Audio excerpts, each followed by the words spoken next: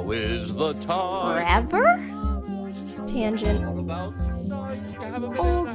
Halt. Hashtag always MGM. You are approaching the unloading area. Calm down. AK haters. But what if it could? Behold, the majesty of the Sistine ceiling. For the kids. A salute to all theme parks, but mostly Walt Disney World. Ha! What a cute ending. Aloha and Don't Dillo it. This is Theme Park Thursday with Dillo's Days. She is Jen. Hello. And I am Frank. We are recording on the YouTube and the Facebook and the X Twitter and the whole thing as we bring another chat episode here on Tuesday night. Recording April the 30th, the end of April, everyone. We're 1/3 through the year of 2024.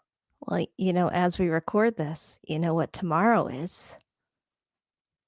It's gonna be May. Come on. Oh. Come on. I wasn't ready for it. God, come on. So yesterday, it was May. Correct. If you're listening to the audio, that was yesterday. It was May. It happened to be May. We're off and running. We're bookending here with our live stream and our audio drop in between May the 1st, which is the 35th anniversary of hashtag always MGM. To the layman's, you may know that as Disney's Hollywood Studios. Some call it that.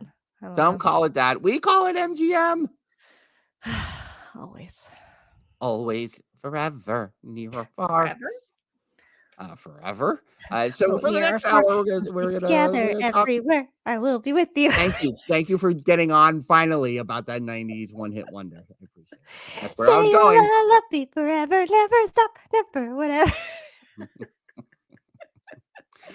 You've got. Anyway. Off and running here on the podcast. We got about an hour's worth of hashtag always MGM talk to be had. Those here live in the chat are welcome to drop their questions about our experiences at hashtag always MGM / Disney's Hollywood Studios over the years. And if some of you don't know, I was a cast member there from 1995 to 1999, and happy to answer from that angle as well. So we got the kids angle, we got the cast member angle, and we got the adult angle of our time spent at hashtag always MGM. So we have a few other things to address here on the podcast before we get to the MGM talk. We start with breaking news. Oh. Again, we need the music. We need a drum roll. We need something. I know. It sounds like Dillo Studios is going to need something.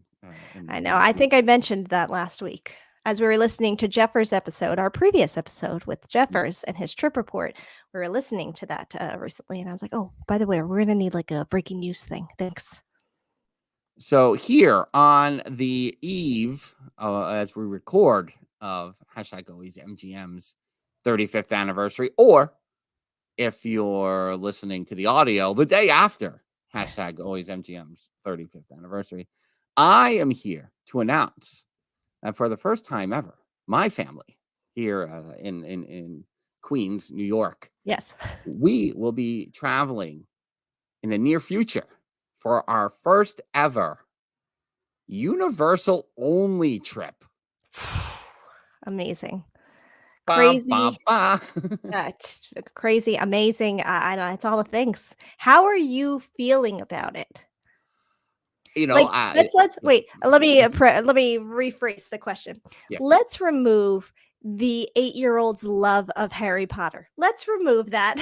How are you personally feeling about taking a Universal non-Disney trip? Okay, so since you've removed that very important, crucial element, it's just a minor detail. The only reason why this would ever come That's not fair. That's not fair to Universal. But there is a reason why that this is the first ever Universal only trip. No Disney involvement whatsoever. We're not even going to SeaWorld. And we're shrugging quietly for you in the audio. And, the 7 books have been read. The 8 movies have been watched. Yeah. The Broadway show has been seen. That has been a 18-month journey since the summer of 2022. When we needed to strike while the iron was hot in experiencing the wizarding world of Harry Potter. Yes. There was no other way around it. Is it fiscally responsible? Whatever. I don't know. But we will be there for a set period of time. We will be staying in a Universal resort. My first time ever in a Universal resort. Yeah. I'm not giving away all the details yet. No. You don't want to be doxxed. I don't want to. Yeah. I don't want to. You said this last week to Jeffers. I don't know what doxing. You don't want that. Jeez. No. You're so old.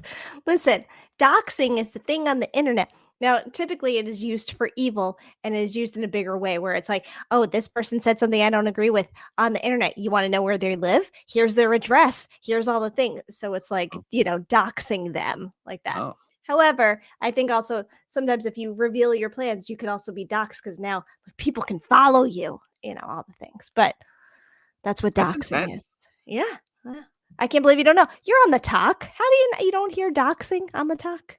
I haven't been on the talk lately, but I might have a bit of breaking news at the end of the episode to talk about why I might have to be on the talk a little bit more. Oh, interesting. Coming up. So it's a little. I haven't even discussed it with you. A little bit of a tease here for the end of the podcast. Interesting, huh?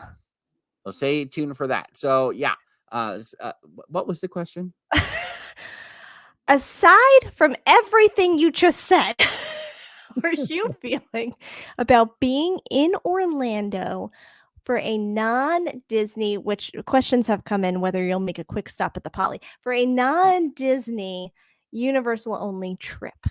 I will address that. I am not sure I will rent a car to keep myself there is from going near it. I can't go on an Uber by myself. I know I'm not convincing anyone else to go with me. I mean, I might be able to convince 8-year-olds, but regardless. So the closest I've ever come to this, 2 years ago for Justin Monorail's 40th birthday, went to Halloween Horror Nights. At Halloween Horror Nights, was like, I gotta go to Disney tomorrow. I can't. I was having a great time at Halloween Horror Nights. Yeah. It exceeded my expectations, not from the company, but from the experience, because I don't like horror. Yeah. So I was delighted by my experience at Halloween Horror Nights. But still, while in line for one of the houses, I was like, let me just make a reservation with a 1-day pass for #MGM tomorrow and tell Adam and Maz about it. And Natalie that I'll be there tomorrow. And then I'll get them seats at the Frozen Ever After show. Oh, I'm so important. Look at me with my connections. What was the question? So I will say that my curiosity is piqued. I will say that. Like, I'm like, okay. Yeah. This is it. I have a solely Universal trip planned. Yeah. My curiosity is piqued for a couple of reasons. One, because I haven't done it before. Mm-hmm. Two, and because the 8-year-old is still not tall enough to go on Velocicoaster or the Hulk. So God. I don't need to worry about her while you're there. Goodness. And she's gonna be bummed when she sees it. I know. Yeah. What? Mm-hmm. Because she's right at that 48-inch mark. Yeah. So she's not at the 51, whatever it is. Yeah. So there's at least if there's the full enjoyment. Yeah. There is we could do it again because there'll be more to do. Right. We're not going to, I don't think we plan to go to the water park or anything like that unless it's part of the thing we did.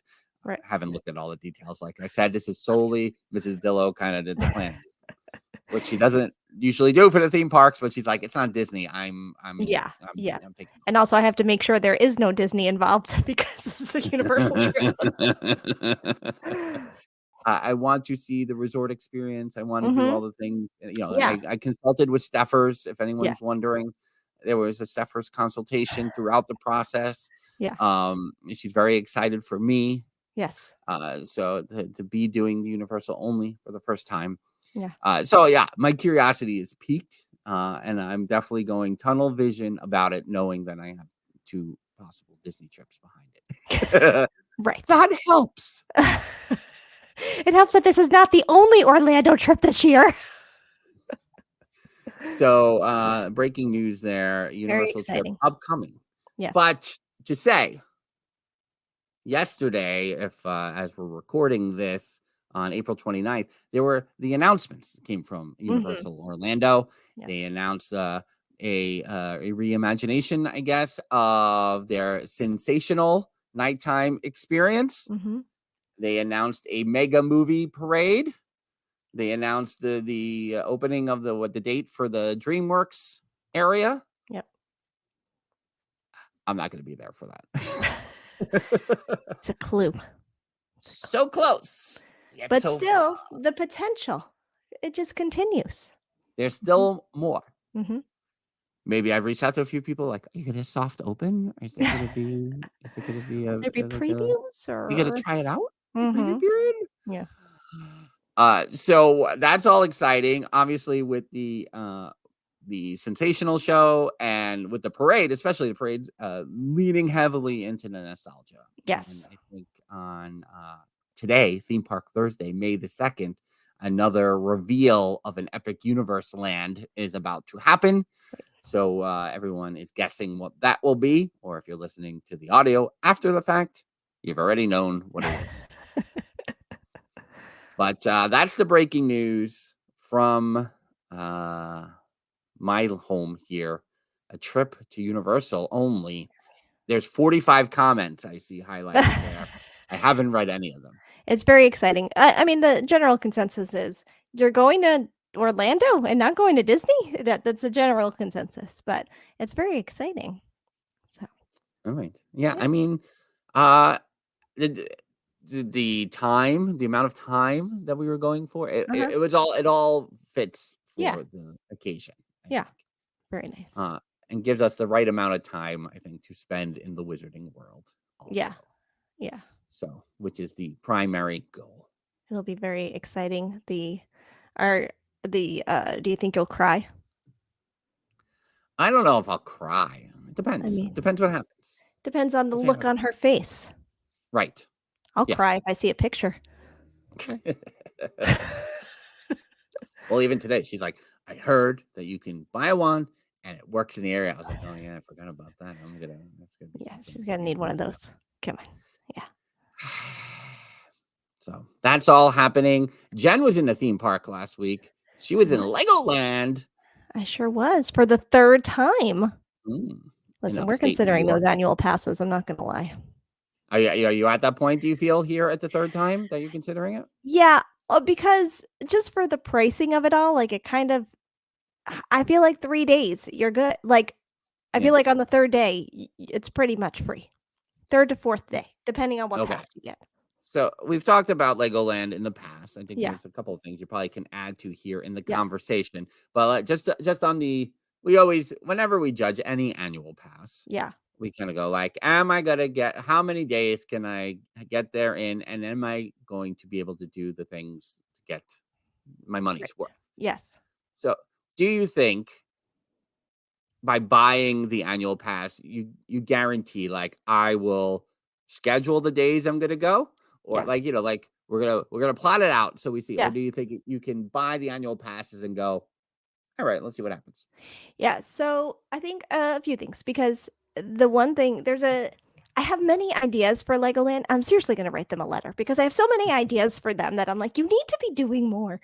One of the things though is, it's not open year round. And so the annual pass is basically good for within the actual year, like the 2024. It's not going to be good for April 2025 if I were to get it right now or something or whatever. So it's only within this. But the perks that come with it, like you would, first of all, there's like a sale going on for the annual passes right now. So the lowest price point is like $99 per person. Right. The next one up is like a 120, 130 or something, and you get more perks with that. But you get hotel discounts, which at this point we're probably only doing one more time this year for the 10-year-old who wanted to go to Legoland Orlando, which we had been discussing, which was going to be very difficult for us to go to Legoland Orlando and do something else that wasn't. But after this trip, he's like, I think I want to, other than Disney. Yeah, I think I want to come back here. So we might do that. But discount on, merch and food, but you also get free parking. And that parking is like, I don't even know, $25-$30 or something to park. At Legoland, parking is that much more? Yeah. Now, if you stay in the hotel, that's included. So like we had to stay in the hotel, so we didn't pay for it. But I'm like, but if we come up for the day, which our very first trip there was just a day trip, like if we just came up for the day, which is what we would do if we had that, it's like, oh, well, the parking alone, that's worth it. And then I really think after like 3 times, it would be worth it.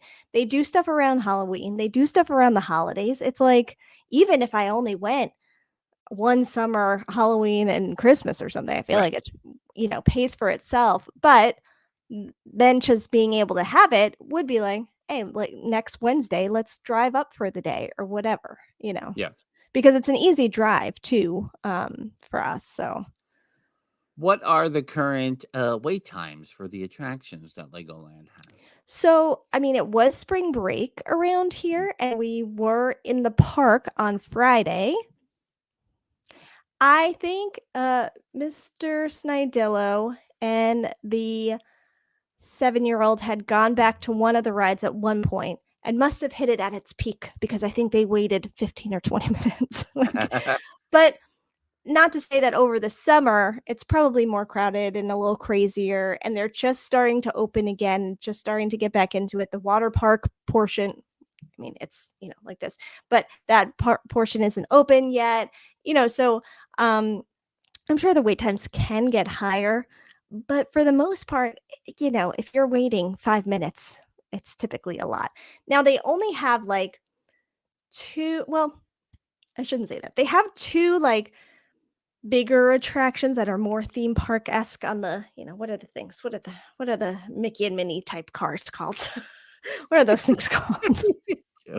I know what you're saying. I can think of it right now. Whatever that track is called. Yeah.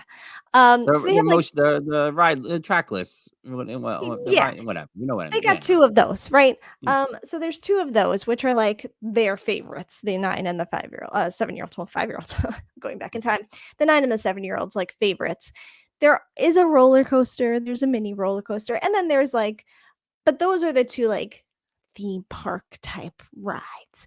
So the other stuff, is geared towards younger kids, I would say. Not that they don't like it and that they don't still do it, but we really try hard not to compare it to Disney. It's not Disney. So there's, not a ton of the grown-up involvement on a lot of things. But me and Mr. Snidillo could for sure nitpick the resort and the theme park. They are obsessed with it and love it and have a lot of joy. So therefore, it is fantastic. Yeah. And they I was just going to say something now. The thought totally flew out of my head. However, I will say, Dillo DNA in these children, especially that 9-year-old, that Dillo DNA is so strong.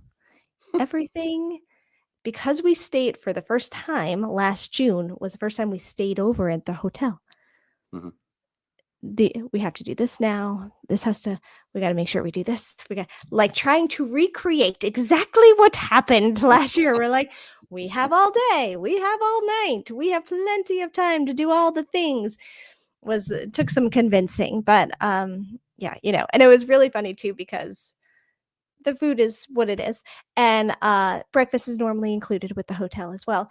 But dinner, it's a little pricey for the offerings.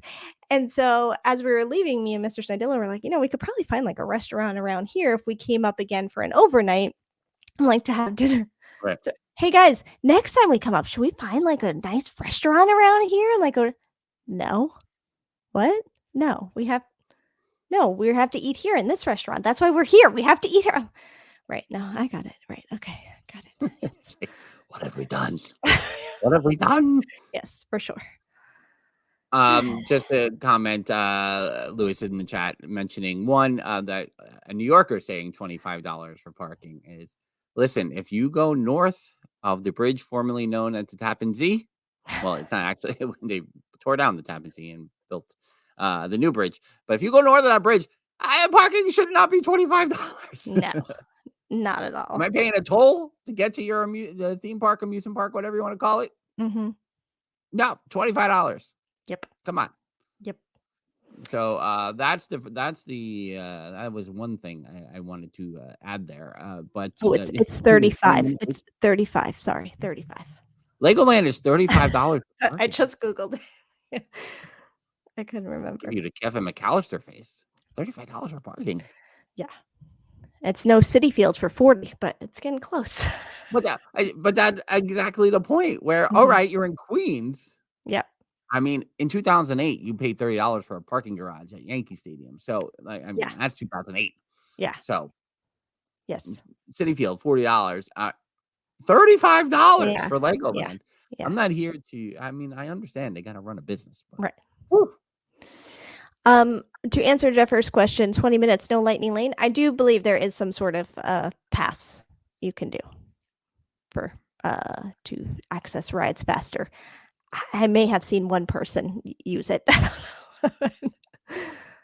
If you were to get a and Lewis referencing it as is a season pass, an annual pass, doesn't matter. It's pass. Whatever pass you're gonna get. Yeah. But would you say that would squash any hope of you going to Rye Playland? I mean, I don't know that was on the agenda anyway until someone actually says Rye Playland. Then I go, oh, we should do that one day. But otherwise, I don't think about it often enough. So maybe.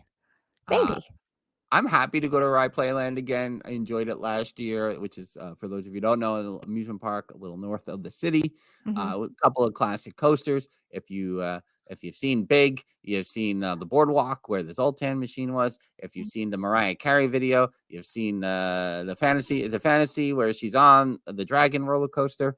Yeah. So, Rye Playland. Yeah. And still with classic 1920 landmark amusement park rides, and it's cool for the historical aspect. Yes. And reasonably affordable. But it has, the 8-year-old's favorite thing was it's not a log flume, it's the bigger raft thing where the splash is monstrous, and then you stand on the bridge after, and then you just get destroyed by the water. That was her favorite thing. I don't know how I'm going to convince her, she's gonna be, I know by midsummer she's gonna be like, when are we going on? When are we going there? Yeah. And I'm like, listen, you went on Dudley Do Rights, you went on Popeye's Bilge Rat barges, and she's like, and Jurassic Park River Adventure. You listen. Yeah. So when are we going? Yeah. So would you say your enjoyment, your personal enjoyment of Legoland has increased over these 3 times? Or is it even? I think it's even because I think me and Mr. Dillo just see the potential. And if Legoland could hire us, we could just really make them so much more money. We see so much potential with it. There are very cool things there, but the kids absolutely love it. So, experiencing that is, I think we've stayed pretty even keel with it though. And new version, and I feel like they really used the same company that Disney used for the Skyliner to implement their new system that's forthcoming. It looks exactly the same, and it really does, especially the wraparound pictures. Yeah, it was really funny when I saw it from my hotel room and was like, oh, it's not moving. See, and then I was like, I should really check if this is actually operating yet. I don't even know, and it's not. But yeah, they were doing a lot of construction and working on it, and it doesn't take you very far. It's because Legoland is built on an incline of the mountain. It's basically taking you from the top to the bottom. So it's a shorter journey that you're on this Skyliner, but you know. Legoland, you still don't approve of it, even in Legoland. I mean, if I don't approve of it in Disney, what am I going to approve of it somewhere else? I don't know. I don't know. Maybe like, well, it's good for Legoland, but not for Disney. Jeffers is saying here in the chat, $35 is the new $20. I mean, maybe in Canada. I don't know. Money. I don't know what the currency transition is. I saw Ryan in the chat earlier mention how long until the Dillos get into the hashtag always MGM talk.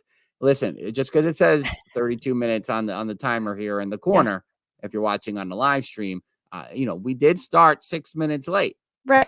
It's only like 20 minutes into the podcast, so we got plenty of time. So as we get into the hashtag always MGM talk, we should take this time to mention that many of our stories from hashtag MGM are included in hashtag Dillo's Madness. Brackets have been submitted. Brackets closed officially on April the 29th. We are now in the submission process.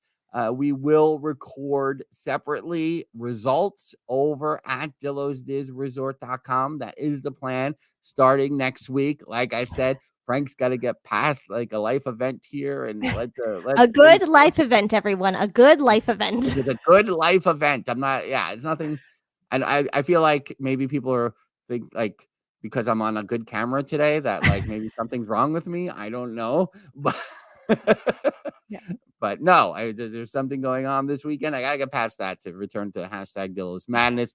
But we will record the updates for Dillo's Madness at DillosDizResort.com. Like we said, that's our Patreon. Memberships are getting as low as $1 per month, but you can still follow along with hashtag Dillo's Madness. You can still, if you didn't join for free by going to DillosDizResort.com yet, you can see the bracket, you can watch all the videos, you can hear all the stories, and then as we go through the results, we will share with everyone at that recording how we are breaking things down this year, because I finally told Jen today and she said, okay, sounds good. Yeah. Like, yeah. Did I fully understand? Not really, but I was like, this sounds okay. I don't know. But don't worry, everyone's bracket will be involved, those of you who've submitted, and then we'll declare a winner when it's all said and done in August of 2024. No, hopefully right by before the meetup in September. the three, perhaps we will just award at the meetup the winner. I think we said that last year. We can't say that again. I didn't say that publicly last year. I said it to you, and then you said it publicly. It's never got there. So that's what's going on at hashtag Dillo's Madness. Join for free at DillosDizResort.com. Here we are. Hashtag always MGM. May the 1st, 35th anniversary. Disney MGM Studios, now Disney's Hollywood Studios. We know the story. It was going to be like a movie ride thing talked about for Epcot. Eisner was like, let's do a whole theme park. And boom, by the end of the 80s, Disney had beaten Universal to the punch by getting Disney MGM Studios out before Universal Studios. To us, this is kind of like a landmark. We said this about the all new Mickey Mouse Club's the 35th anniversary last week on our bonus.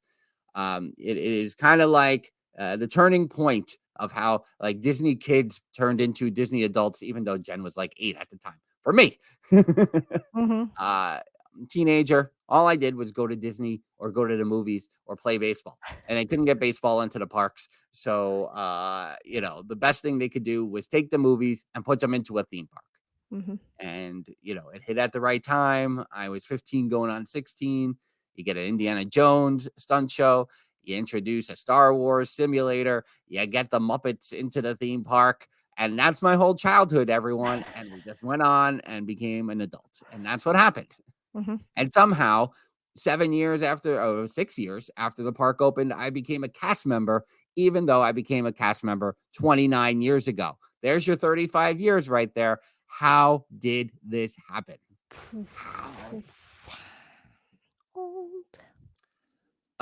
Jen, you often say here at Theme Park Thursday with Dillo's Diz that Epcot is your park. Yeah, I think so. I'm gonna say something right here. Oh, okay. Without the introduction, now last week, before I ask the question, before I make the statement, last week we celebrated another anniversary, which of course was the 60th anniversary of the New York World's Fair. Right. And the 26th anniversary of Disney's Animal Kingdom. Oh, yes. The statement I'm about to make is, without the introduction of #AlwaysMGM, the popularity levels of Magic Kingdom and Epcot do not soar the way they do because of people like me who were able to become Disney adults because they were teenagers in the late 80s visiting these parks. Thoughts? I think that's a hot take. That's what the kids call a hot take. Mhm. I mean, here's the thing. Not everyone's Disney history is our Disney history. So, sure, there's a lot of us out there that grew up with the parks, but there's a lot of people that were just introduced to the parks later in life or didn't start going until they were adults or didn't start going until they had kids. So, I don't know that that's true, but also it's very hard to envision a world where in 2024 there would only be Magic Kingdom and Epcot. Mm-hmm. So that's like Disney, I don't think would ever have not grown. So it's very difficult to try to like, oh, if it was just these two parks. I mean, probably if it was just the two parks and they never grew anything, yeah, I'd probably get a little stale and people aren't as into Disney, but they would have had to have grown. And again, I think there are many different types of Disney fans and Disney adults and Disney families at this point that I think it's I don't know that I could say I agree with your statement. Fine. Jeffers is here. Well, it was something that I was like, what could I say tonight that might be different? And I'll elaborate in a second. Jeffers is here saying that yes, we will blame me for the concept of Disney adults these days. Yeah. That's right. We blame Generation X for for Disney adults. Uh-huh. I think that's kind of true. But Yeah. I mean and that's the thing. I think what was not known pre-Gen X, from the baby boomer generation. Again, as we talked about with the New York World's Fair episode, Jen is always worried about what road I'm going down when I talk about generation. No, I'm actually disagreeing a little bit so far, so I'm just hearing you out. So I think, kids in Gen X and early millennials did not know. Elder millennials. It's not early millennials? No, it's elder millennials. Whatever. Old. Didn't know that their parents were into, like us. Well, we didn't know that our parents were into it the way. I think there's a lot of kids out there that did not know that their parents were into it the way they were into it. And then we have played it. I think without that middle section we're talking about here in the 50 to 60 year history we're covering. I think there is a seminal event. Hey, I finally said the word I was looking for after 2 weeks. Seminal event here in 1989. And I'm not just talking about Taylor Swift's birth. I'm talking about... Or her album. Or the album, for that matter. I'm talking about how this was a pivotal point for Disney parks in general. Because I don't know how without that kind of fallback, so to speak, you get a Disney Renaissance right on the heels. Like literally, it starts 6 months after #AlwaysMGM opens. And so you have the biggest movie in The Little Mermaid open, a few months later, right? 6 months later, 89 or 90? Is it 90? Now I'm worried about myself here. 89, right? So. And then you have and then you have like, oh, we can connect the studios to these movies that are hitting. Oh, we can have a Voyage of the Little Mermaid show. Oh, we can have a Beauty and the Beast stage show. Oh, we can have an Aladdin parade. suddenly you're doing the synergy thing Mhm. because you have this outlet in the idea of a studios, which Disneyland did not have at the time. Mhm. Yeah. Yeah. So I also say it in that respect. Oh, hey there, John. Nice to see you here. I agree with the hashtag always MGM portion of that statement. Where I was teetering and going back to the previous conversation we had a couple of episodes ago is that no, we didn't realize like how much of an effect the World's Fair had on Mama and Papa Dillo and people of their generation. However, we as adults have been able to see that connection and make it and been like, huh, this is probably why. And the only reason I'm like hesitating to say that perhaps, as we said, Mama and Papa Dillo are the true OG Disney adults Right. because and so I don't know that I could blame Gen X for that because I think that the baby boomers were kids or teenagers or whatever as Disneyland is opening, as all these things are happening, that they kind of were the first generation to grow up with all these Disney things and seeing that on TV and and the theme parks are opening and all this stuff is happening, that then they started taking their kids and their families and started getting into it too, which then bred more of us and more Disney adults. So I don't know that I 100% agree that Gen X could be blamed for the Disney adults because Mama and Papa Dillo also, and I know they're kind of rare, but they're also not, that still will go to Disney by themselves, so and have for years. As Yeah. soon as we were out of the house, they went for Yeah. years by themselves. So You're answering it as soon as Lewis drops it in the comments. uh-huh. Did they go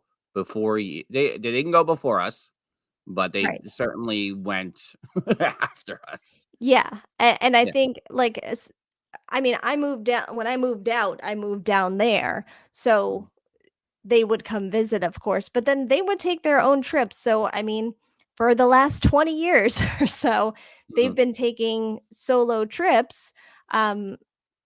Most often, all of us have done 2 trips to date. So they have been on their own pretty much for most of those trips. So yeah, I don't know. Ryan is in the chat mentioning the creation of Disney Channel in 1983 contributed to it, and Mhm. definitely that's a Yeah, part of it.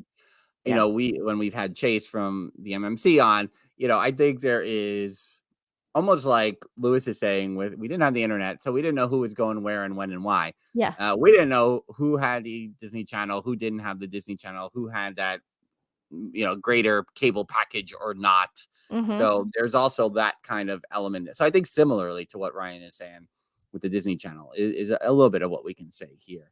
Yeah, I'm saying it, and obviously I'm being a little facetious about sure. it, like, Yeah.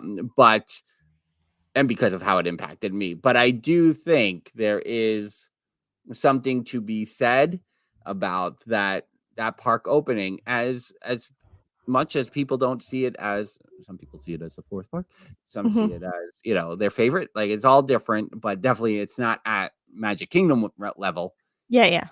And probably for a while it wasn't at Epcot level. It probably dipped again. And I mean, we're not talking about how many people are attending, we're talking Yeah. about the Yeah, yeah. popularity of the Mhm. attractions. Mhm. But with Epcot's construction lately, I could see where, Hollywood Studios probably had a little bit of neck and neck with Epcot. Yeah. But I do think because of what people were into, again, what were we doing? Well, we were playing sports or watching movies Mhm. and cable television. I don't know what anybody else was doing. Mhm. It Yeah. just seemed like the right thing at the right time, Oh, yeah. and helped support what was coming, which was the Disney Renaissance. Yeah. And I agree with that. And I think that MGM was huge for Disney and huge for the theme parks. And we have said many times, was just cool. It was just cool that it was a real working studio that you could see. I think I shared our friend Skipper Bob had reposted a TikTok recently, and I think I shared it in the Discord of an animator standing in what we refer to as the Star Wars museum, the launch bay, to be like, here, this was this desk, and all that. I'm like, I don't think I've ever thought of that while standing in there. Like, oh my God, that's right. This is where all of that was. Yeah. So that's super interesting. But it was always just cool to know that so much was going on there. I missed Lewis's question. Yeah, not as Lewis's question is, did we immediately love it? And the answer is yes. Yeah. 100%. Yes. Yeah, there were as little. I mean, and again, considering the time period, how things were different then. So, Magic Kingdom had a lot of attractions. Epcot had its attractions that you felt like we could repeat most of Epcot attractions in a night. You could go after the 3:00 parade. What time is that? And have dinner at Stargate, and then hit Horizons, World of Motion, Journey into Imagination, Spaceship Earth, and boom, you're out. Yeah. Which is we always left out for. I think back then, Listen to the Land, Living with the Land, however it was classified during our early trips, had a greater weight usually, which is why we do not have the nostalgia that we do for those other 4 attractions. Yeah. And if we did those 4 attractions, we were out. So similarly to MGM, great movie ride, backstage tour, Star Tours, Muppets eventually, it was, we weren't going there like we have to hit a dozen attractions. Yeah. And that it was, we were cool with the 4 or 5 things that were being offered. That was always kind of our thing. Even in the Magic Kingdom, Space Mountain, Thunder Mountain, sure, but It's a Small World. Peter Pan didn't have a queue back then. People Mover. I mean, there was more attractions, but those attractions aren't at the, we didn't do Haunted Mansion back then. We didn't do, there were some things we didn't do back then. Yeah. So we did immediately love the studios. We loved the replication of 1940s Hollywood. And the handprints at the front of the theater, and the movie ride. Obviously, the movie ride in those early days was fantastic. Yes. The parades that would come, the cavalcades, the early cavalcades with the stars that would come for whatever celebrity was in town. I had scrolled up a bit because I remember that Val and Ryan had asked questions earlier when we first opened it up. So if you're just tuning and then 32 minutes later. If you're just tuning in, feel free to leave your questions for us about #AlwaysMGM, whether from a kid perspective of kids growing up that loved it, or a cast member perspective from Frank. Also, Mama and Papa Dillo, if you're watching, feel free to message me with your memories or anything. But the first question Val had was, what was your favorite attraction that has been retired from #AlwaysMGM? Now, I think movie ride, right? So that's the obvious. But I will say, the backstage studio tour was super cool to me, even though I think after some time we would then go, we just want to go on the ride and not the walkthrough portion. But I think overall, because that's where you saw all the working studio stuff. You saw the backlot, and we saw the Golden Girls house and Empty Nest and Adventures in Wonderland and all of these things. And then we could go and we could see costumers and animators working on things, and we could see the set of the all new Mickey Mouse Club. It was like, this is the best thing ever. So for us who were big TV kids, having all of that was so cool. So I will say that, that's high on the list. Obviously, great movie ride for us, but what else would you say besides? Yeah, if you took movie ride out of it, I think I will say one of the things that I was, and this is random, right? Because we joke often about the mid 2000s, but really that whole period of like 2000 to 2010. Like, I know I wasn't there as much. Like, of all the decades that I wasn't in the parks, I was in the parks the least during that decade. And well, I would love to measure that of when I had a child, but let's see how it really measures up. But to me, it feels more empty. Like I wasn't there during that time. Mm-hmm. So the first thing that jumps out to me is I was such a huge fan of Who Wants to Be a Millionaire Mm-hmm. that I thought the recreation of that set in the soundstage, and I'm a big Regis fan, obviously. But it was so cool to see that set recreated and I mean, just like American Idol, it kind of just missed its peak popularity when it got introduced. Yeah. So that was unfortunate, but was so cool at the time. And seeing the Idol set was cool too. But Who Wants to Be a Millionaire was super cool to me.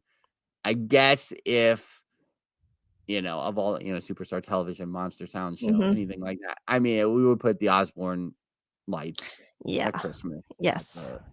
At 2, if we're counting that, if we're allowing that. Yeah, for sure. All right. Ryan had asked, what would you add to #AlwaysMGM if you were head of Imagineering?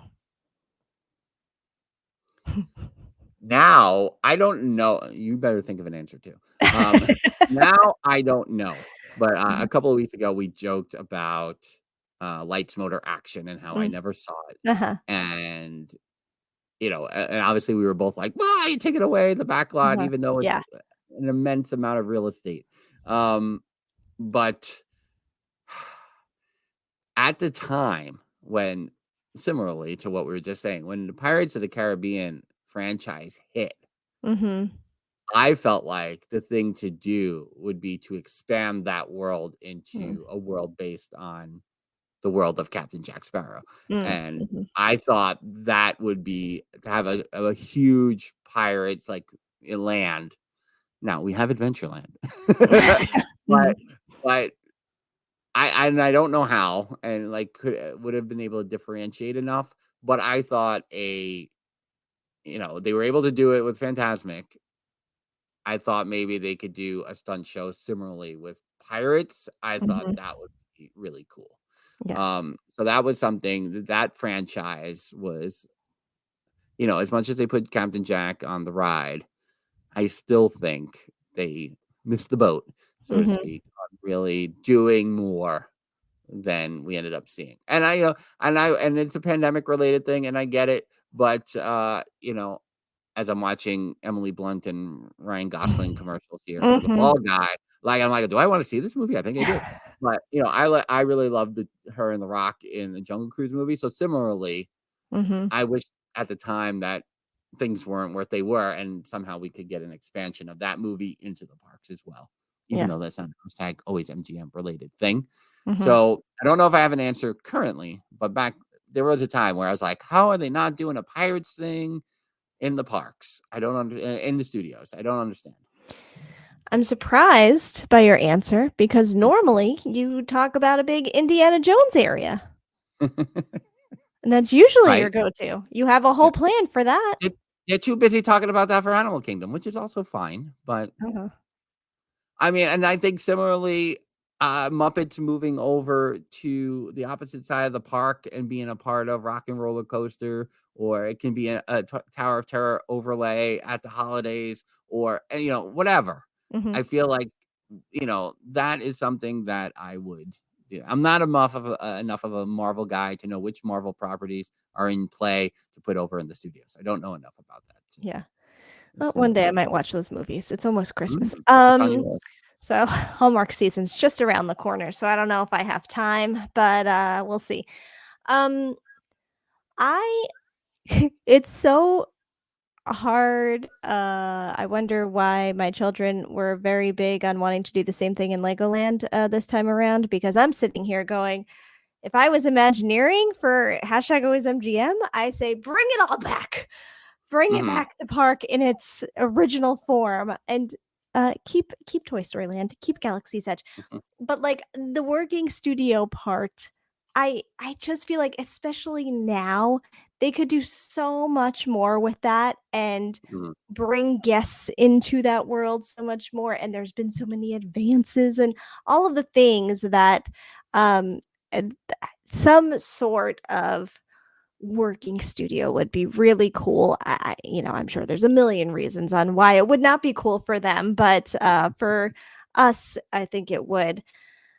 I mean, I would love to see a little more of an expansion of Pixar because they have Toy Story Land, obviously, but they have like this Pixar place, and it's like, do more, do something, but make this into something bigger. If you're going for it, go in for it. That would be cool too. But yeah, I mean, for me, I'm like holding on to that nostalgia of all the things that were, and including the great movie, right? Just bring it all back. Bring it all. Yeah.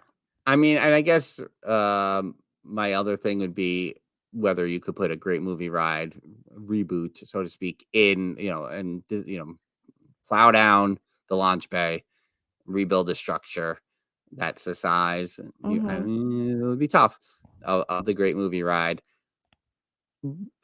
And if you're like, oh, I'm not gonna do, we don't want to do classic movies, would you consider doing Pixar movies? Would you consider doing, Muppets theme Muppets doing classic movies? And again, the idea of how do we transition out of, that's how I see that animation courtyard area is. There's got to be some kind of smooth transition happening there. I feel like, again, that's real estate waiting to be taken advantage of. Yeah, well, that's so funny as you're like saying that. That's the part of the park that's in my head right now. I did see Lewis said I don't think they could ever bring it back as an actual working studio, but they could easily make a ride where everyone on the ride becomes part of a movie and you get a photo pass of the movie. Yeah, I think. And as he said that, immediately I went to that whole launch bay area in my head. Yeah. And I do think that they could take that area over as some sort of movie something. Just the movie area of the park and have it be you have Brown Derby right there, and you go around the corner and you're like still in this old Hollywood feel and just kind of create that mini world over there. But I know that it's hard to transition to all the different lands, but I don't know. Yeah, and Lewis is referencing the name change over at Disneyland Paris for the Studios Park. I can't with the adventure over. I don't keep the adventure over in Paris because you got Islands of Adventure over at Universal. Just leave it alone. Don't put adventure near #AlwaysMGM, please. Also, I do want more Muppets. I don't know about Tower of Terror. I see Lexi said I want a Muppets Tower of Terror movie. All right, but I also I do want more Muppets everywhere, but I don't know. One, 2 steps forward, 1 step back with the Muppets all the time. And I'm not saying like permanently change Tower of Terror to the Muppets. Let's make that clear. I'm saying, seasonally. Yeah. Let's bring the Muppets into play. Ryan said it would be cool to put the guest into a movie scene. You get to be Jack Sparrow or Mary Poppins, which is a lot like what Superstar Television was for television shows. But yeah, you could recreate that into more of a movie thing and have that be like the attraction over in that area. Lewis is referencing California Adventure here. It's in California, Lewis. It's not 20 minutes down the road on Kirkman, Islands of Adventure. Keep adventure out of the studio's name in Florida. The end. Just change it back to #. Just name it #AlwaysMGM at this point. How is that not gotten back to someone's desk at Disney? This is what we want it to be called.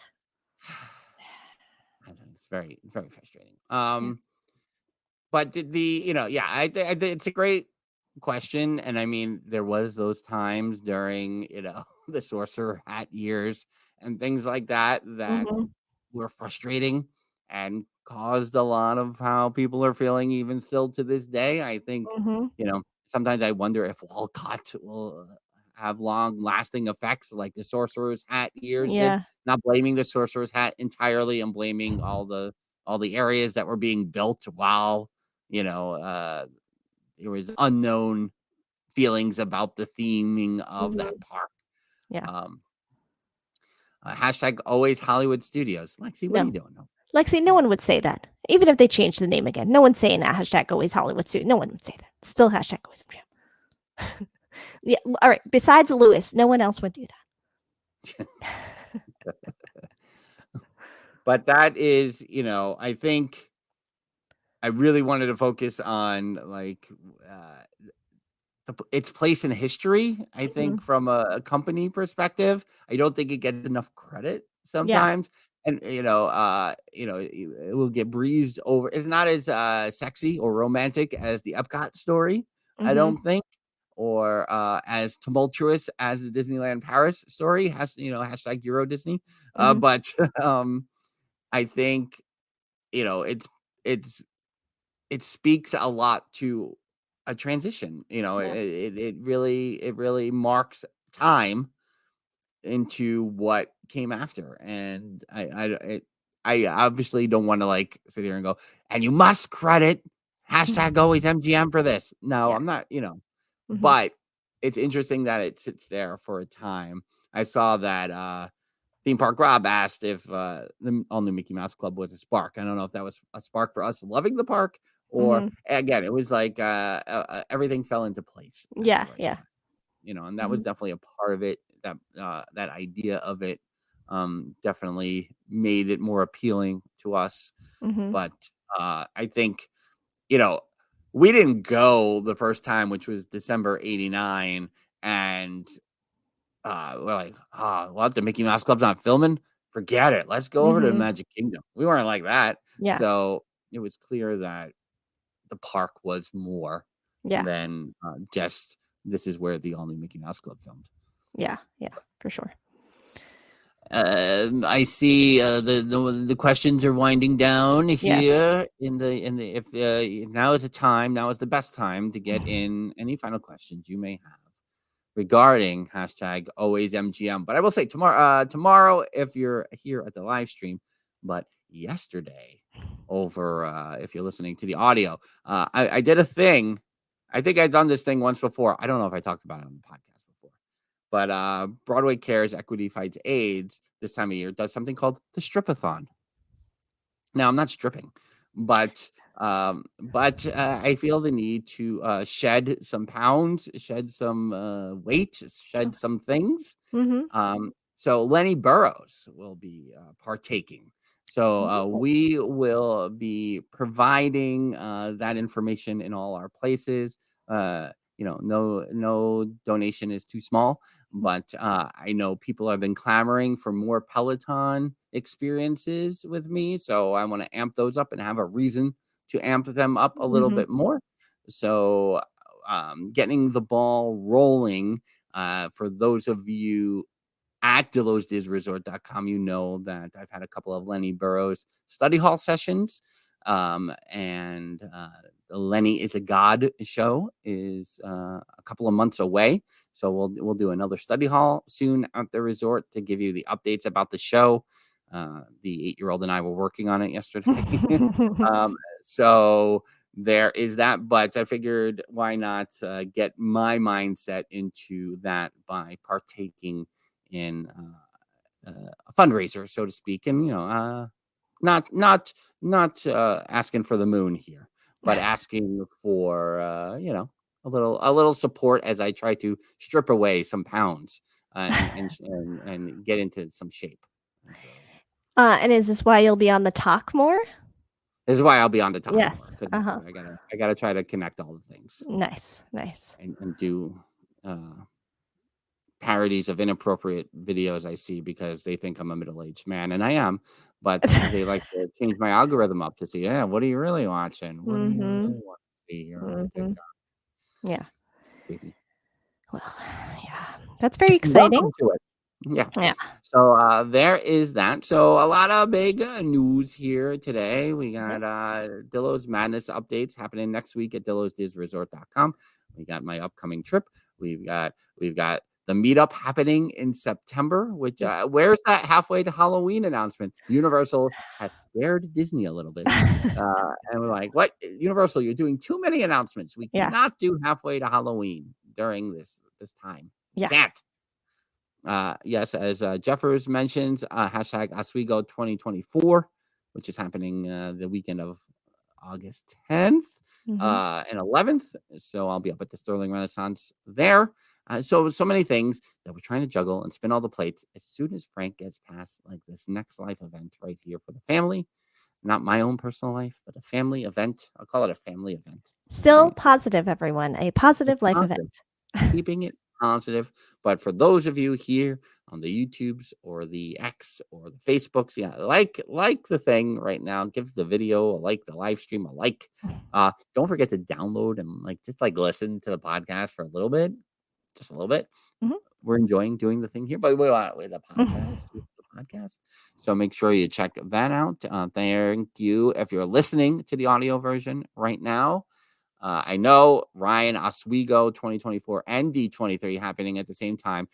Listen, things like when we plan things, there's always counter programming. Let's just say when we announce dates for something, counter programming takes place. So, Jeffers, thanks for the update. Likely the Islanders aren't going to make it here to the second round here, but maybe I'll be proved wrong. And by the time you listen to this audio on Thursday morning, which you will do because you love us so much. Again, have a great night. Thanks for checking us out. Until next time, she's Jen and I'm Frank. Bye-bye. Deuces.